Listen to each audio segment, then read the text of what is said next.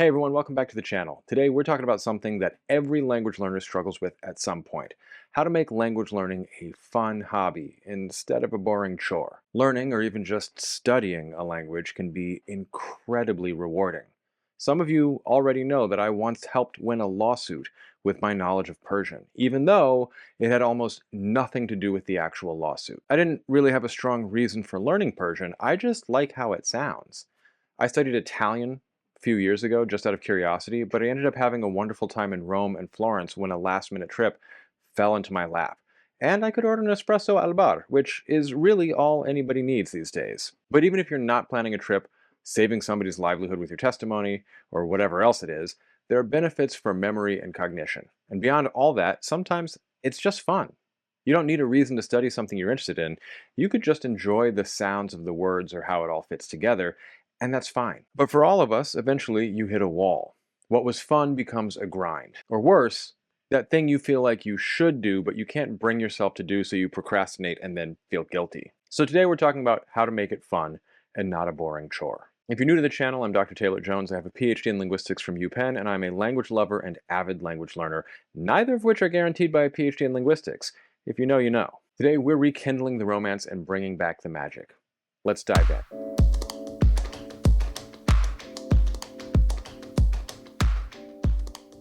Today's video is brought to you by LingoPie. LingoPie is a video on-demand platform that allows you to stream movies, TV shows, news, and more in your target language if it's one of these 12 languages. I am completely addicted to LingoPie. I've already mentioned elsewhere that it's a great way to hear a wide range of native speakers speaking naturally in engaging and interesting contexts. And if you're not new to the channel, you already know that they have a tool that allows you to loop audio and slow it down, and that they have tools that let you do mouse over lookup and even add new words to your flashcards to review and to quizzes later. And it works seamlessly on desktop and mobile, so it's been very, very easy for me to hold a fussy toddler for a nap and also watch French language thrillers. But here's something that I haven't mentioned before. There are certain things that you simply are not going to learn in a classroom setting or from a textbook or an app, like hostage negotiation and the language used by a strike team breaching a door in a crisis, Repli. or the language used by criminals threatening you. Did I learn that last week watching Otage, a delightfully corny French thriller with a weird romantic subplot?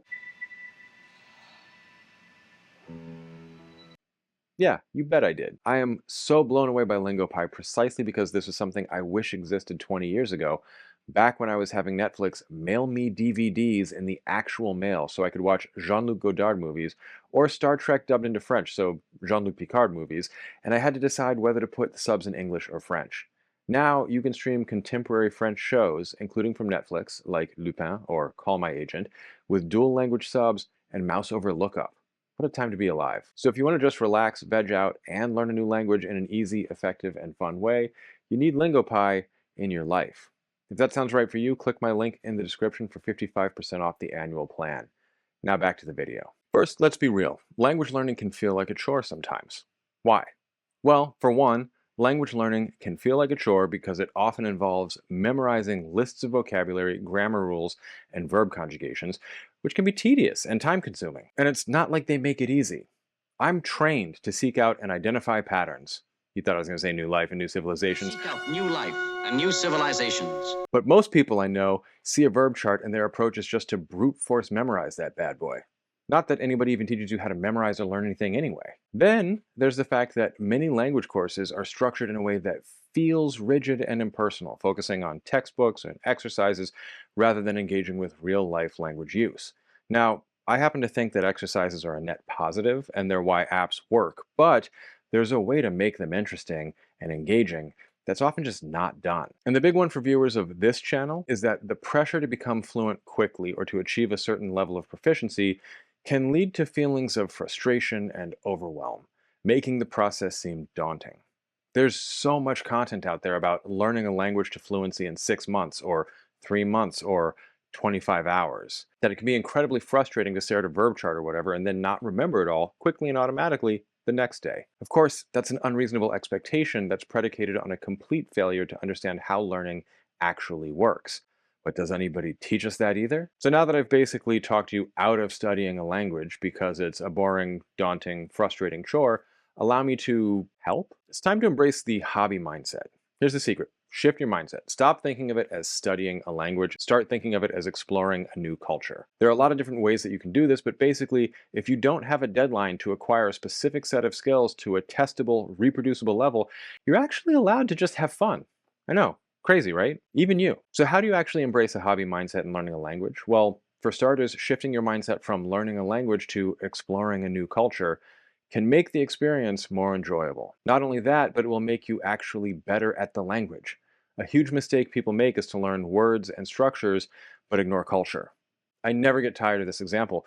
When a native Chinese speaker says, "Wow, 真厉害! 你说中文说得很流利," that is serving a social function and should not be taken at face value, unless it's a pun about face. It doesn't mean your Chinese is good, and the fact that your speech is being commented on at all is an indirect and very polite criticism. When you compliment a Persian on the painting on their wall and they try to give it to you, understanding the words is not enough. You have to know that it's a politeness formulation and that you have to say no at least 3 times. Do not take their painting. This is a real thing that actually happened with somebody I know. And if you offer them tea or food and they say no, you can't stop at one no. Learning these cultural scripts, these schema, makes learning the nuts and bolts of language much more fun and engaging. You end up not just knowing words and phrases, but feeling like you've been initiated into the secrets of a totally different world. Another way to embrace the hobbyist mindset is to focus on activities that you genuinely enjoy, such as watching movies or TV shows in the target language, listening to music, or reading books. Lots of people make the mistake of just waiting for their life to start, like the protagonist at the beginning of a rom-com. If you want to learn French because you want to read French books, for instance, you'll benefit more from actually starting to do the things that you want to do rather than waiting around forever. It's like learning how to swim from YouTube, a very real thing that I actually did. There are tons of instructionals. You can learn all sorts of excellent drills and breathing exercises and body positions, but nothing's going to completely prepare you for just getting in the pool. And that first swim will dispel a lot of anxiety, show you how all of the pieces fit together in real life, and just be a lot more fun. And when you go back to your textbooks or your YouTube instructionals or whatever it is we're talking about now, you get a lot more out of study once it's supplementing real world activities. Are you going to say the wrong thing or talk super slowly or not know how to say something in conversation? Are you going to find words and phrases you don't understand in the books that you want to read or the shows that you want to watch? Absolutely. But make that part of the learning process and not evidence you aren't good enough to start and have to keep studying alone forever. And another way to cultivate the hobby mindset is to celebrate small wins and acknowledge your progress, no matter how small it may seem, to stay motivated and engaged. I love language learning. But when I have actual goals beyond just savoring the dopamine hit of a new word like sacerdote, or bouleversé, or zardalu, or zomadang, or amaranda, or aqua frizzante, or magia shchora. Where was I? Oh, yeah. When I have goals beyond just the dopamine hit, I'll absolutely bribe my brain. For me, it's usually afternoon study with a macchiato. But for you, it could be a cookie, whether literal or figurative. The macchiato is my cookie, but I also have a cookie with the macchiato. Finally, a benefit of cultivating the hobbyist mindset in language learning is that when you fall off the horse, pun very much intended, you don't have to beat yourself up for missing a day or a week of study, but you can just get back to it and enjoy it. For those of you saying, wait, what pun? Hobby comes from hobby horse, a child's toy horse, and was first recorded as hobby without the horse in the 1670s, later coming to mean an activity that just doesn't go anywhere. And ultimately, from there, came to mean a favorite pastime. So, like, there's horses. So you've embraced the hobby mindset, inner positivity and all that. What now? Well, make it fun and engaging. Find what you love. Pick learning methods that actually excite you. Choose a language learning method that suits your interests and learning style. Yes, learning styles as traditionally conceived are not a thing. So we're all auditory learners and visual learners and whatever else. And I'll have a video soon about how language learning actually works in the brain. But what I mean is find what's fun for you, what you'll actually do. You can come up with the best plan that's the most efficient and covers all the language you'll need in an optimized time frame.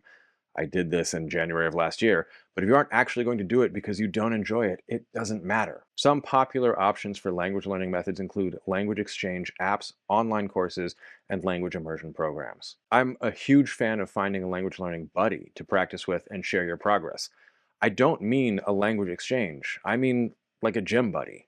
We try to study the same materials at approximately the same pace and then quiz each other or use what we're learning. Language learning is social, and this is a great way to make it both social and fun. And take the stress off because you're not talking to a native speaker. And of course, engage with native speakers online or in your community through social media as well. Language exchange groups or cultural events, those are great. That's why you're interested in the language in the first place, right? Unless you're a linguist who just wants to dissect it and add it to your collection. But those guys don't even call it learning a language anyway. They're all like, oh yeah, I do work on the verbal system of Rapa Nui and subordinate clauses or whatever. I primarily work at the phonology syntax interface in Cushitic. Okay, bro. But chances are that's not you. And going to the Japan Day Street Fair, for example, is going to be a fun time where you can try out some of the Japanese you're learning, but you aren't trapped in Tokyo. Also happened to me once. You can just get some fruit on a stick, say some words, onegaishimasu, and go home like the otaku you are. That really just leads into the next piece of advice. Tailor your learning journey. No, not tailor, customize your learning journey. I've talked about this before, but set realistic goals that are achievable within a reasonable time frame. Don't try to learn everything at once. Focus on specific areas such as vocabulary related to your hobbies or daily routines or favorite foods. I don't do this as much as I should, but some people love to track their progress and identify areas where they need more practice. They use language learning apps or websites with built-in tracking features. I'm afraid to look at the tracking on my Anki deck. Some even create their own system using a notebook or a spreadsheet. And honestly, just the act of writing it all down is a helpful way of further encoding and better memorizing what you're learning. Be patient and persistent, and remember that learning a language is a marathon, not a sprint. Except it's a marathon that has a weird course, and not everybody runs the same course.